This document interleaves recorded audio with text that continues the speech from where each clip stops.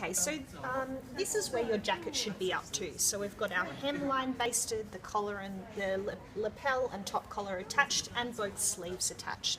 So to finish our sleeve, the first thing we need to do, okay, is to tack our vent closed. Okay, so that's what this cross hand stitch is. So if I turn it through to the underside, you can see that the vent is just in place over the top, and we've just done a bit of a cross to hold it in place.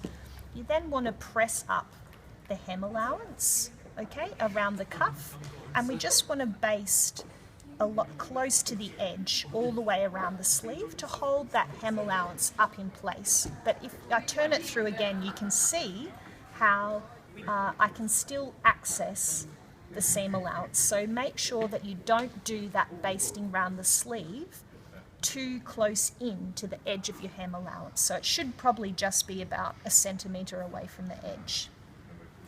So,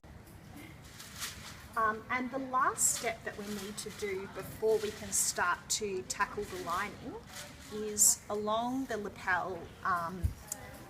So what you want to do, so you've sort of basted along here, so you want to flip back the facing, okay, and you can see in here that Nick has blind herringboned along the facing, along the lapel tape, okay?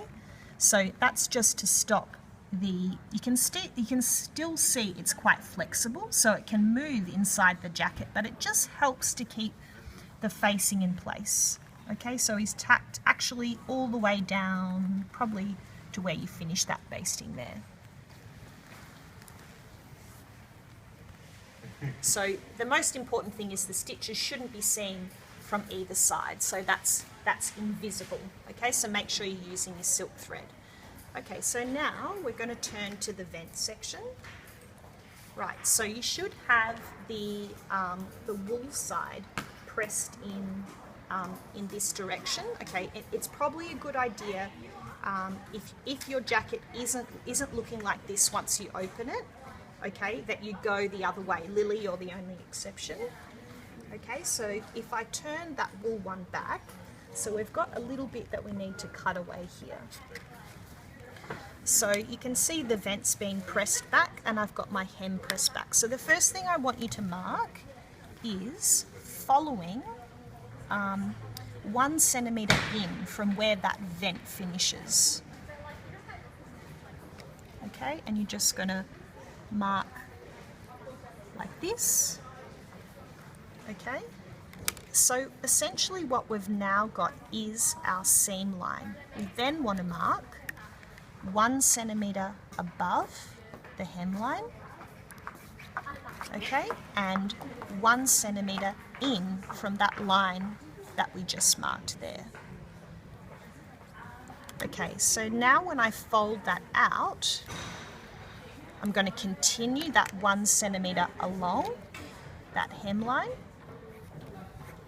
and all of this section is actually going to be cut away.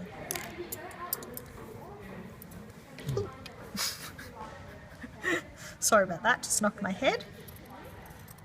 Okay, so we just want to cut this bit away like that. So what actually happens here is this becomes a square corner at that point. So our seam line of the vent is actually going to go there. Okay, so you can see how now they match back. Now we're going to bring the lining into action, okay? So what I've got at the moment is both of the centre back lining pieces have been cut identically.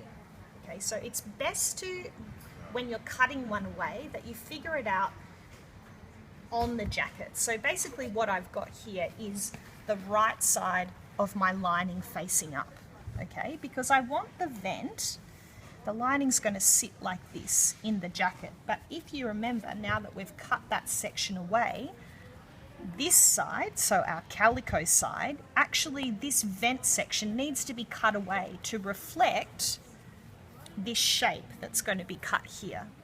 Okay, so using the template that we've provided, make sure you orientate yourself within your jacket, okay, and then using that template you're going to mark and cut that side away. Okay, so I've got this template here. If I make it, so essentially it goes this way, sorry, other way, right, and I'm going to take it to this side and flip it.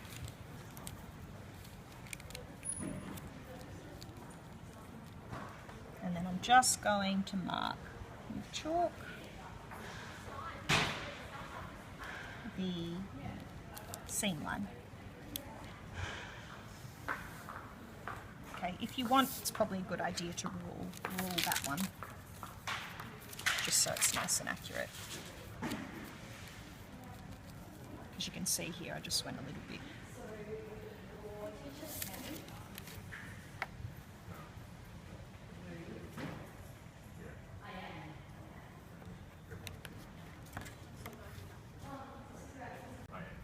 So we're just marking that top angle there also. I'll just go over that just to make sure it's nice and dark so you can see the line I'm talking about. Okay, so it's all of this area here that I'm going to be cutting. So this area that I've marked here with the diagonal line, this is what I'm going to cut away.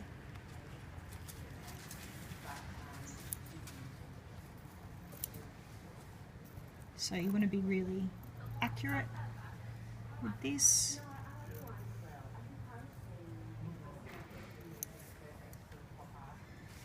I'm just cutting off that little section there. Okay, so they're the two shapes, and you can see how now when I put them back together, it fills in that section that's been cut away.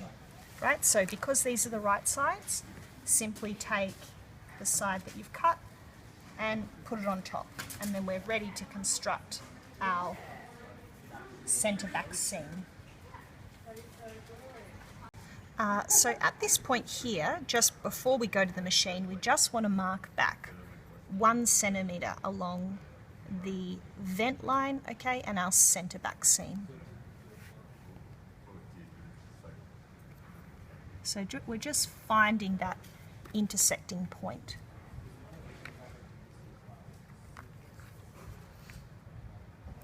Because when we stitch the centre back seam, we're going to stop at that junction point there, which indirectly corresponds with this point here that we clipped on our jacket.